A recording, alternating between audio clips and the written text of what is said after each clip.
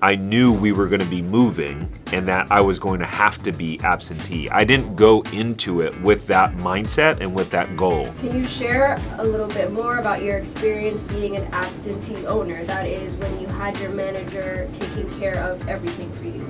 Was it doable, or was it so challenging and risky that you ended up selling the business? How long did you run it like that, and how long were you hands-on? Thank you for making these videos, a lot of real life experiences and practical tips to learn from. Yeah, it's a good question. So the foundation to me eventually becoming absentee in one of my locations was that I was there for every day for the first 8 months of the business. And I didn't go in thinking, how can I work as little as possible? But once I knew we were going to be moving across the country, I focused on building a team, training that team, and setting a really high bar and standard and level of accountability in the business. And I put things in place so that I could measure the performance of our team and that they would be held accountable for the standards that we set. So that created the foundation so that when we moved, they continued with that standard that we set in the business.